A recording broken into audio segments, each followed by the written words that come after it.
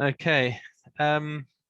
So last year we dealt with questions of what happens if you have when you get a mixture of meat and milk, particularly with the concept of tata gava. Just to recap on that quickly, tata gava means that the bottom wins. Okay, so if the bottom is hot and you have a forbidden mixture coming together, it doesn't matter if the top is cold, the whole thing becomes aser. This is all, of course, assuming that there's no sheer bittul. If there's a sheer bittul, then we're fine. But if there's no sheer bittul and the bottom is hot, then you're in trouble. And we said if the top is hot, however, then it does aser only kedei klipa. And what's kedei klipa is like basically the thickness of your nail. Not the breadth of your nail, the thickness of your nail. That's like less than a millimeter. You just need to scrape off the surface. So it's a very small amount that's called the kadei klipa. But we also said that there's a chumrah on this, that this is only assuming that the bottom and the top are roughly equal proportions, or the bottom is much bigger. But if the top is much bigger, so which we said is like 5-6 times more than the bottom, then even so the top will win out. But that's only lechumra. We said it's not a lekula. We don't go lekula on this one. So that if the bottom is hot, even if it's much smaller than the top, we're still going to aser everything. Okay. So then there's the next couple of points that we've got in the Shulchan Aruch I'm going to just really gloss over because they're honestly less interesting and not often practical. In Tzadi Aleph Halacha Hey, we're talking about meliach kerasech. That salting is kind of like roasting. And it's like it's hot. So there's a certain chemical heat that happens when you have salt involved, and it's not like it's not a flame heat, but we do have certain chumras that when something is salty, we consider it as if it's hot, and that's on a I believe that was on a Durabanan level. I don't want to dive too deep into this because it's but I also don't want to skip it too much, because you should just be aware that the concept exists that salt creates a certain technical heat. I call it a technical heat. It's not actually hot. You won't burn your hands on it, but it's but in terms of halacha, we treat a salted surface as being hot. And I'm just glossing over this, and there are subtleties involved as to how salty it is, if it's just a little bit of salt or if it's heavily salted. So, for example, if you're making biltong, I don't know if you have any biltong fans over here, but when you make biltong, you salt it a lot. So if you have a piece of meat that's got salt on it, preparing for biltong, and it touches, even though it's cold, and it touches a piece of cheese, you're going to have problems. Okay, so that's just like the kitzer. It's not a common situation to happen, but just to give you that awareness that if you do have salt involved, you might get into a situation of asking a shaila. Right. And then there are a few points on this in Sif Vav to Ches. There are these cases brought about, a famous case from the Gemara where somebody had a raw bird, a raw shechted bird that landed in a kutach, which is a very salty milchik dish. Which it was apparently that was a delicacy in Bavel, but kutach is milchik and it's salty. So there's a lot of discussion in the Shulchan Aruch about the dinim of this raw bird that landed up in the kutach and how it becomes aser. But it's very technical, and I decided not to spend too much time on it. So we're going to jump straight into Siman Tzadi base. And as soon as we say Tzadi base, I have this immediate reaction, because it was drilled into me when we were learning this initially, that Tzadi base is the siman you don't want to be in. Okay, whenever you hear that there's a halacha that comes out of Tzadi base, you think, oh gosh, no, we're in trouble. Okay, so I mean, and that said, it's also very interesting. There's some very complicated cases over here, but I find it a lot more interesting than Tzadi Aleph, and it starts out with a certain basic case, which is you know, it's sort of a building block to go on for the future. So so Sif Aleph starts with if a kazayas of meat falls into a boiling pot of milk. Okay. Kazayas of meat falls into a boiling pot of milk. You can tell me already what's going to happen.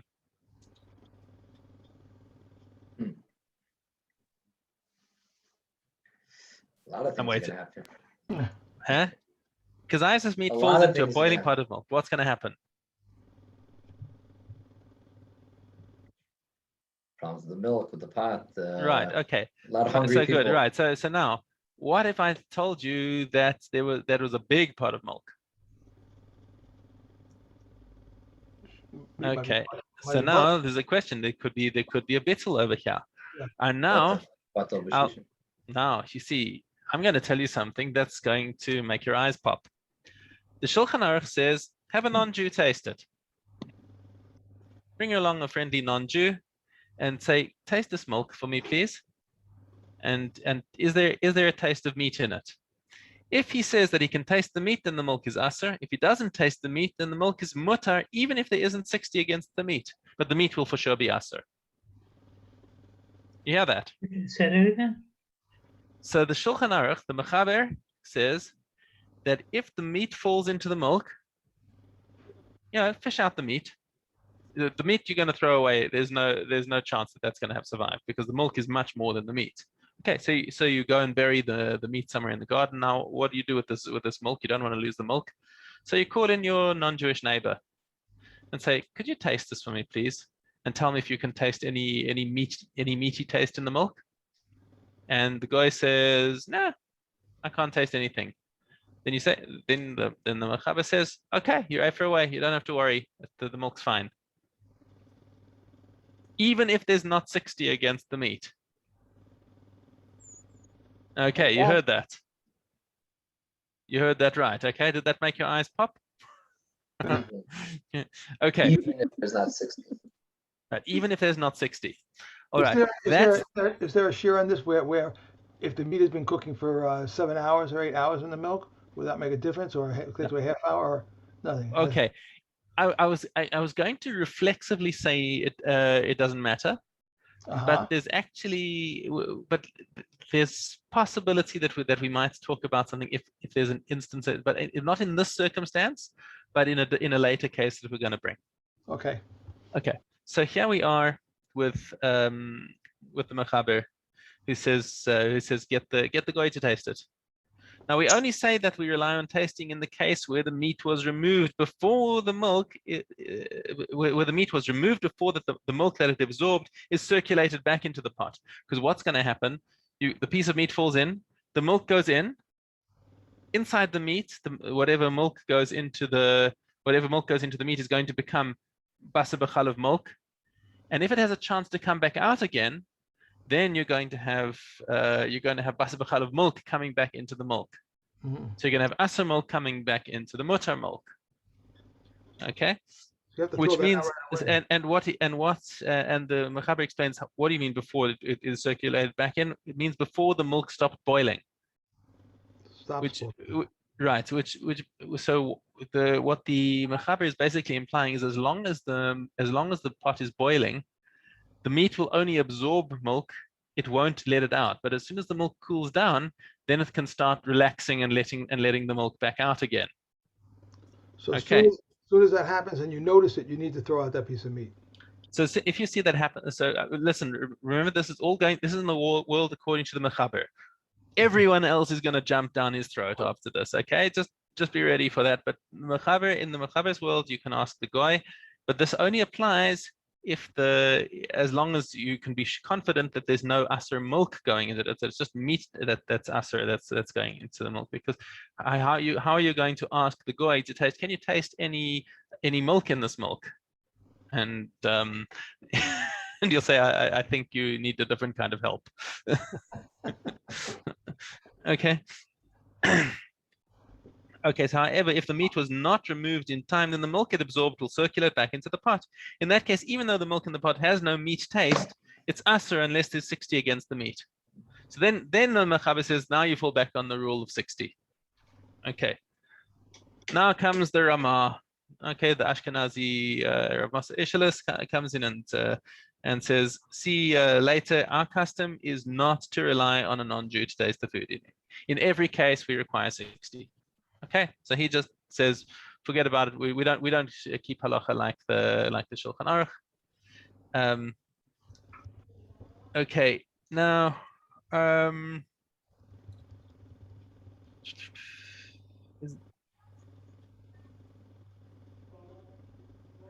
so now there are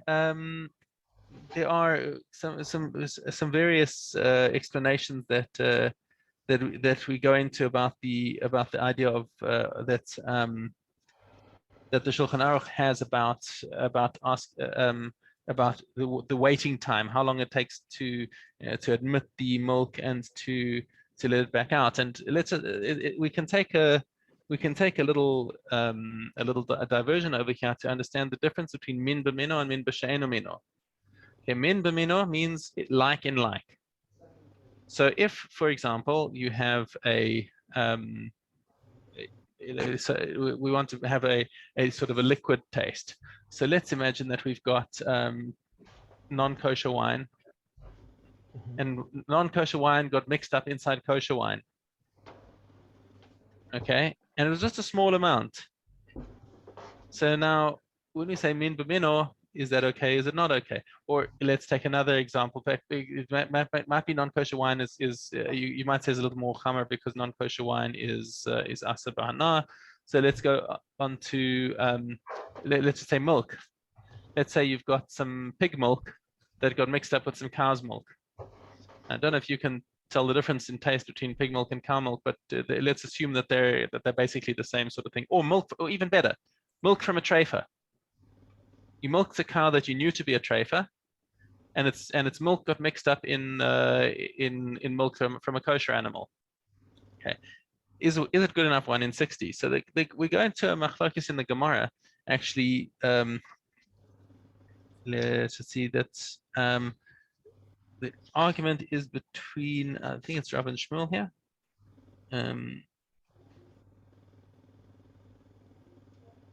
Rav holds that min b'mino eino batel, which means that there's no bittul, even if the tiniest drop of milk from a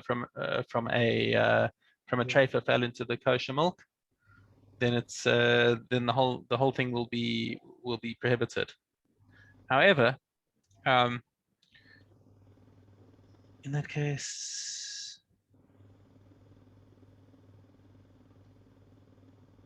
Okay, but I think that's one opinion over there, and in that case, we still have the question then if the Shulchan Aruch, remember the Shulchan Aruch was worried that some of the milk that went into the meat is going to come out, and that milk that went into the meat is now aser and it's going to come out, and then he says, well, that's okay, 1 in 60. So clearly the Shulchan Aruch doesn't hold like that opinion that min b'mino eino batel. He says that 60 is fine even for min b'mino, and as a matter of fact, that is the halacha that we actually keep. We do hold that min b'mino is batel b'shishim, but it's just worthwhile to be aware that there are heavyweight opinions in the Gemara that hold that min b'mino is not batel no matter what, and I think Eliezer, we've seen this in Mishnah several times that we've seen that if a min b'mino that there are Tanaim who hold that min b'mino is not batel. Is there any concern by the Meforshim of not trusting the goy to tell you the truth? Yes, absolutely, absolutely, and that's why the Shulchan Aruch stands alone. Now we don't. That's the thing, is that most of that, like almost all the other poskim, I don't know, like the Shulchan Aruch is kind of left standing on one side and everyone else is standing on the other side and yelling at him saying, how can you believe the guy? You know, he doesn't care about halacha. He doesn't care if he messes you up. Unless, I think, I think we'll get into these discussions later. I mean, we definitely dealt with this in later. I remember dealing with this quite extensively in Shirim, so it's not at this point in my notes. But I'll give you the sneak preview over here. Is that there's a discussion about under what circumstances would you be allowed to believe a guy? And there are going to be a few factors. If you tell him that it's because the Torah tells us we're not allowed to have meat and milk, so if you can taste any meat in this milk, then I'm not allowed to have it. So it may be that he specifically doesn't care, and goyim, generally don't really care if Jews keep mitzvahs or not. So what does he care? He'll tell you what he thinks you want to hear. Maybe that no, it's okay to have it, and then you wind up taking a mechshel. Now, certain things that can give a bit of nuance to the story is if, for example, this guy is a professional chef and he has a professional reputation to uphold. So if we're talking about here Jamie Oliver, or somebody, whatever master chef, and you ask him, can you taste the meat in this milk? And then he says, no, I can't. And then the Jew tastes it and he says, but I can taste the meat in this milk. And that's a big professional hit to the guy. So he's not going to want to lie because it will give his professional reputation a hit. Okay. Another thing that can influence this question is if the guy is simply Mesiach lefi tumo is the expression. He's just talking innocently, and you're not making it obvious by leading questions what you want out of him, what you're trying to get at. So, for example, if you say some meat fell into your milchik pot, and you call over the guy and say, "Hey, would you come and taste what I've gotten? And I want you to guess what ingredients are in here." No. And he tastes it, and he says, "Yeah, it tastes. Yeah, I can taste the cheese. I can taste the onion or various spices, and say, can you taste a fishy taste?" And he says, "No." "Can you taste a meaty taste?" No, there's no meaty taste in here. And you're not telling him why you need to know. So that's another possible leniency. However, lechatchila, I'll just cut to the maskana. We don't rely on a goy unless you have extreme circumstances where you've got the wedding suda planned out and like 300 people's food just got trafed or potentially trafed, and this is a major financial loss. Then we can start talking about maybe asking a goy to come and taste it, and under whatever circumstances you might have to go through to get a straight answer out of him. Okay. So halacha l'maaseh, as we see, the Ramah says that we don't rely on a non-Jew to taste it. So in all cases we require 60. Even Sfaradim, who usually follow the Mechaber, in this case follow the Ramah and do not rely on the non-Jew.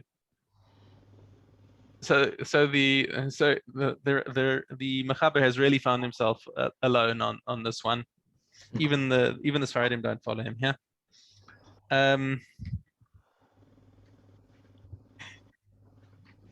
But don't we pass him like the Mechaber?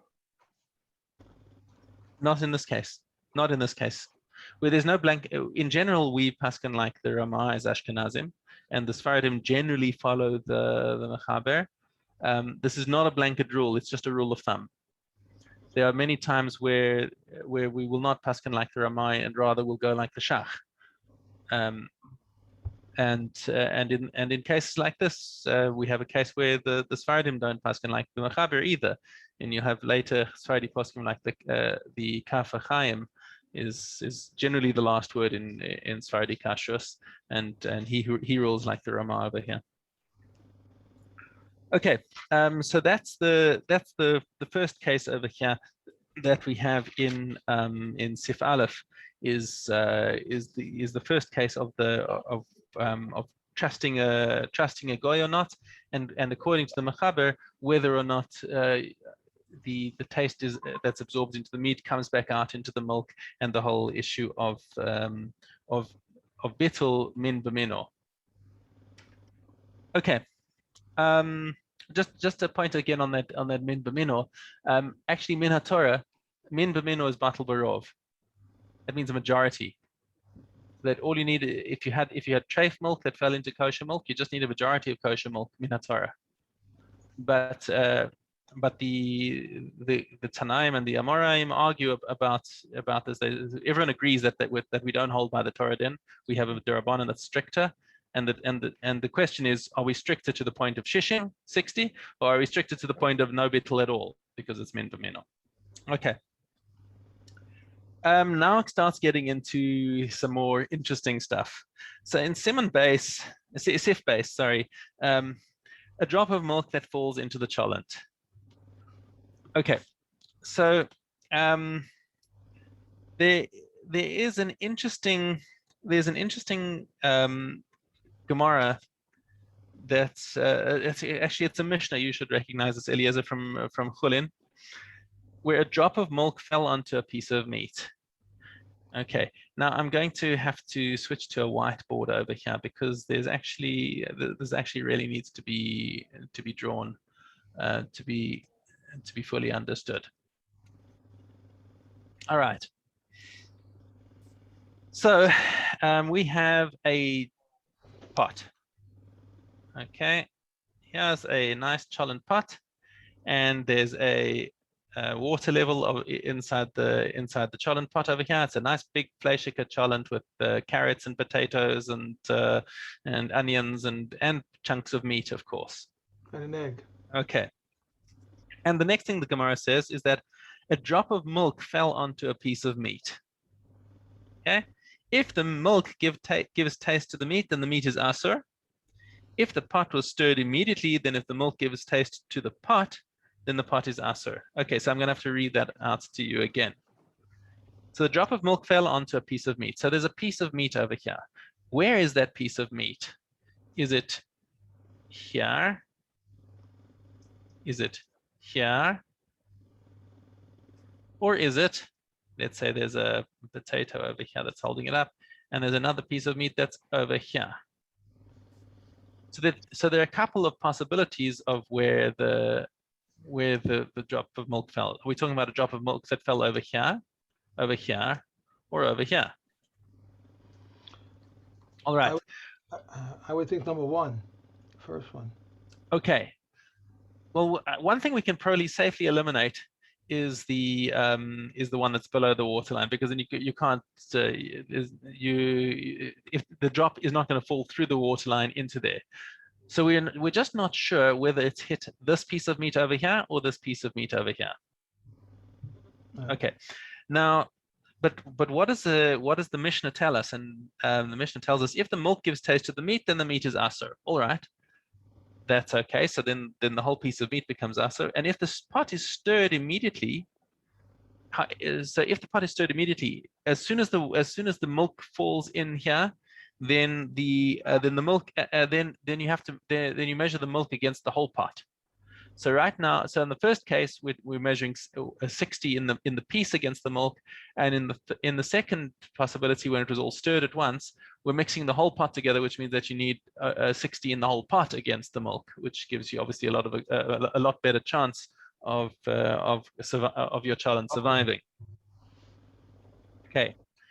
Now, Rashi says, if the drop fell onto one of the pieces, the rest of the pot is not included to be mevatel the drop. Okay, because the meat was partly inside the gravy. This over here, I'm going to put some text over here. This is Rashi's piece of meat. Okay, that's Rashi's piece of meat over here, and oops. And then we have Tosfos Re. Tosfos. It's one of the Tosfos. So the Re says that this is that this is where we're this is the piece of meat we're talking about. Okay, that if the drop fell onto this piece of meat, that's when we got the problems. Okay, and Rashi is over here. Okay, so Tosfos says the entire piece of meat was out of the rotiv, out of the gravy, and if the piece, so according to Rashi's case over here, if the piece is partly in the rotiv, then the milk goes right through the meat. So he's saying that according to Re, can you see my mouse moving over here, by the way? Yes. Okay. Yeah. Right. So if the drop of milk falls onto this piece of meat, Re says this piece of meat is part of the cholent, and the milk. Let me draw in a slightly different color. Once again, here. So let's say the milk falls into here. According to Re, then it spreads all the way out throughout the whole thing. And this piece of meat is considered contiguous with the rest of the pot, and you need 60 in this case. So the only time, says the Re, that you would need 60 in the piece of meat is if the piece of meat is not inside the rest of the cholent. He sees this as completely porous, contiguous, and mixed up with everything else. Whereas Rashi says no. Even this case over here, you have to look at this particular piece, because the milk first goes into this particular piece, and it is a solid block by itself, and therefore you have to get 60 inside this piece by itself. Okay, are you with me? Yes. Okay, So far. great. Now, with this machlokes in mind, we're going to take a look at what the Shulchan Aruch says over here. Okay, so Sif Beis says, if a drop of milk fell into a pot of meat, have a non-Jew taste the piece of meat that the drop fell onto. If it tastes like milk, then it's asur. That's of course the mechaber, according to his shita, which we saw in the previous Sif, that he's cool to ask a non-Jew to taste your meat and see if it's got a milchika taste. Okay. Ramah repeats, we do not rely on non-Jews to taste the food. Therefore, 60 is needed in the meat, and if there's not 60, then the whole piece is asur. Okay. The mechaber continues. We measure using all the contents of the pot. Okay. Who does this sound like? If we say we measure using all the contents of the pot, that sounds like the Re, doesn't it? Right, yeah. because the Re says that if he gives the case that if the meat is inside the cholent, we measure against the entire contents of the pot, right? And this includes all the other pieces of meat, the vegetables, the soup, the spices, so that the piece that the drop fell on, is 1/60th of the total whole. Okay, in that case, just the piece is asur. So nonetheless, the mechaber says that even in such a case, even though we count the entire cholent against the drop of milk, nonetheless, if you know which piece it fell onto, you have to take that piece out and bury it. But the rest would be good. But the rest is good as long as you got 60 against the milk. Okay, this din only applies if the pot was not stirred or covered immediately after the milk fell in, but was stirred after the drop dissolved. So now hold on, we've got another factor that comes in. Was the pot covered? Did you put the lid on, or did you stir it? Which you could just say maybe the situation was that the person was stirring the whole cholent, and the milk fell in while he was stirring it, so it didn't have a chance to cook before it went into the whole thing. In which case, he says the mechaber continues. However, if the pot was stirred from the beginning until the end, or it was covered immediately after the drop fell into the pot until the end, in other words, by the time it's cooled down, then everything, including the piece that the drop fell on, can join together to be mevatel the taste of the milk. and he's not even going to usher the piece of that piece of meat itself. So it's more. So he says it's more makel if you were stirring it, or if the pot got covered, like if the splash went in just before you've closed the pot on top of it, then everything is counted against for 60 against the milk, and you don't have to worry about any particular piece of meat being usher. All right, we're still together. Yeah. Okay. Right, the Ramah comes and comments, similarly, if the pot was not stirred at all, not in the beginning, not at the end, and it wasn't covered, then if there's 60 in the whole pot against the drop of milk, only the piece of meat that the milk fell on is asur, but the rest of the pot is mutar. Okay, so that's, I think he's, what is he actually adding over here? He says, if the pot was not stirred, not at all, and it wasn't covered, and you got 60 in the whole pot against the drop of milk, only this piece of meat is asur. So both of them seem to be agreeing like the Re, which we'll see in a minute that they are that these two are not the only opinions. Remember, the Shulchan Aruch and the Ramah are only two opinions among all of the Achronim and Rishonim who are going to have a say on this. Okay. Furthermore, says the Ramah, if the pot was stirred at the beginning or covered immediately, even though it wasn't stirred or covered at the end, the food is still mutar because it's enough to be stirring the isser immediately when it went in. In other words, until it dissipates. So the milk falls in, and it was being stirred before, and it basically disappeared into the pot where you can't actually see it anymore. Then the whole thing is then you can count the whole pot to make 60 against the milk. Okay. Returning to the Shulchan Aruch, he says, in the event that the drop fell into the soup or onto one of the pieces and it's not known which one it fell on, then just stir the entire pot until the drop is absorbed and mixed evenly. So he actually even tells you, lechatchila, stir the pot. Now this is actually quite an important point, because a lot of people are going to jump on him for saying, wait a second, you're deliberately going and mixing the milk in. Okay, we'll get to that later. But he says, if the drop falls into the soup, then stir it so that it's mixed evenly, and then it's all, and then it'll all be batal. Then he says, have a non-Jew taste the food. If the milk can be tasted, then everything's asur, and if not, everything's mutar. And if you can't find a non-Jew to taste the food, then just go on 60. And again, Ramah comes and says, well, those who argue and say that stirring only helps to mevatel isur if it's done immediately, and that's our custom.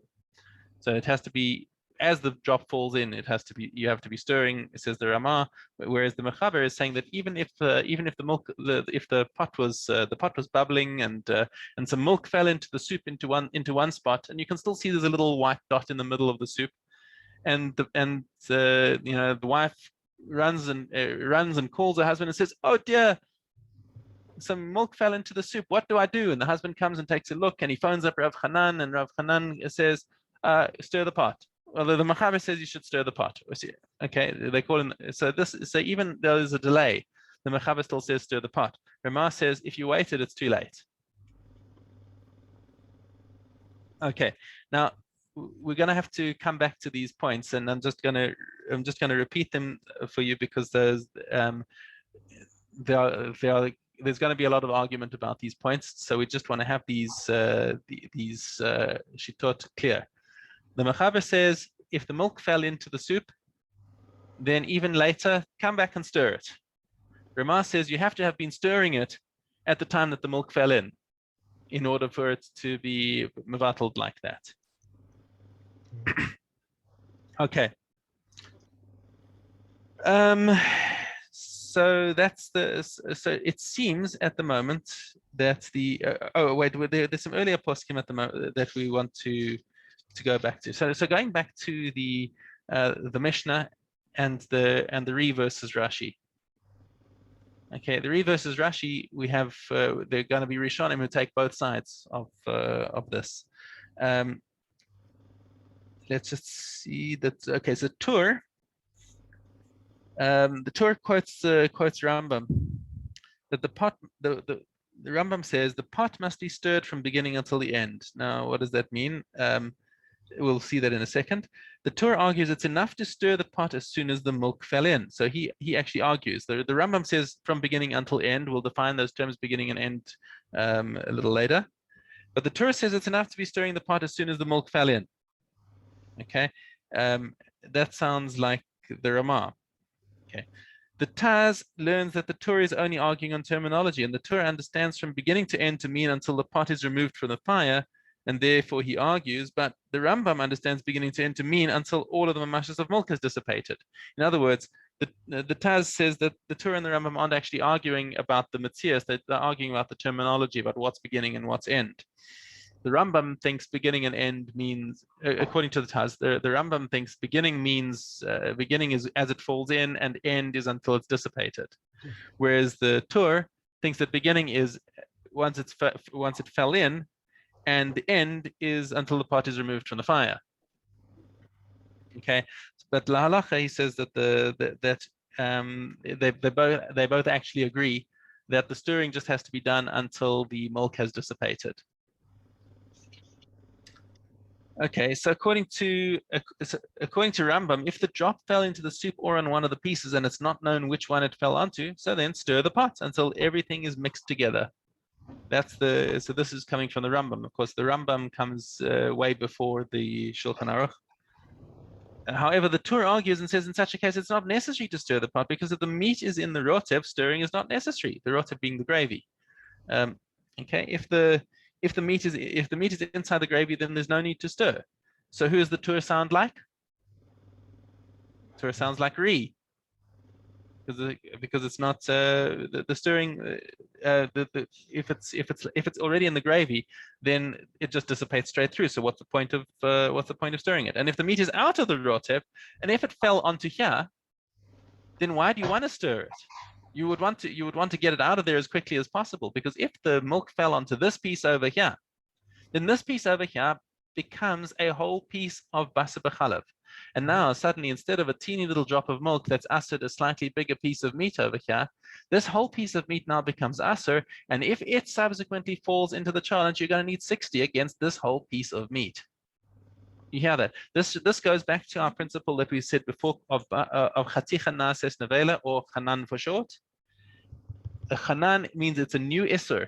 And even though the original thing was just a little drop of milk that went into the piece of meat, that whole piece of meat now has become a new independent entity of basar b'chalav. And that whole piece of basar b'chalav is asur. And if it goes into the cholent, then the whole cholent is going to be asur unless you've got 60 against that whole piece of meat. Okay. So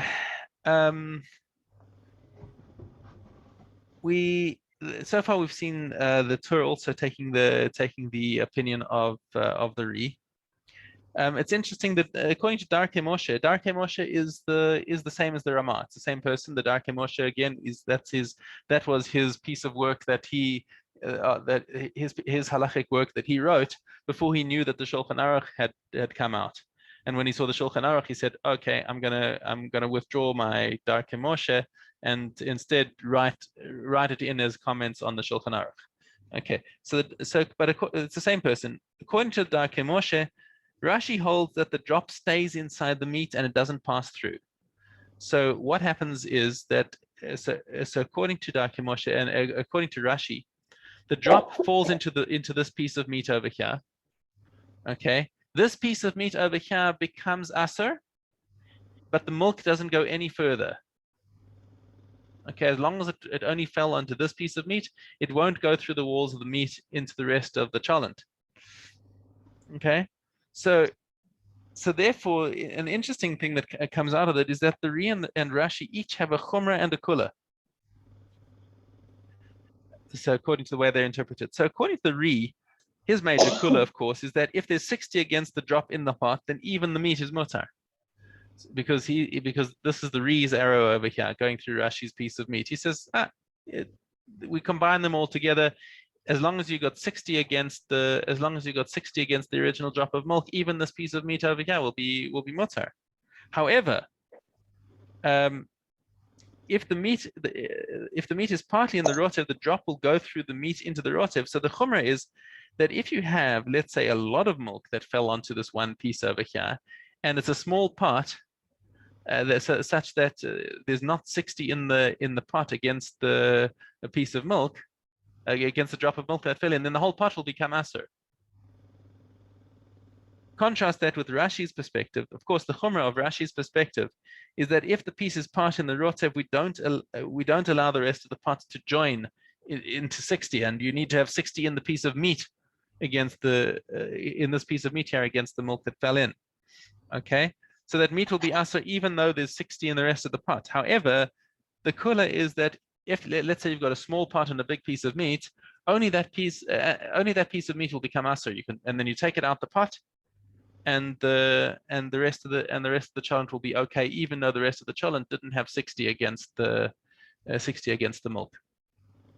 Okay, I think we're gonna stop here, and we'll have to do chazara on this next time, because there are some difficult concepts in here, and I wanted to, we're gonna have to take this further because there's going to be a lot more discussion on it.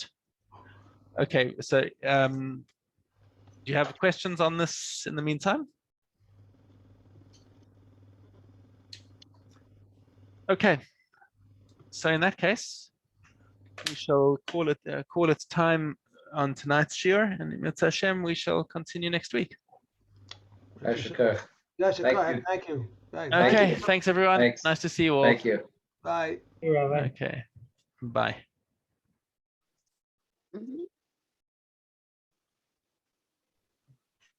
Thank you.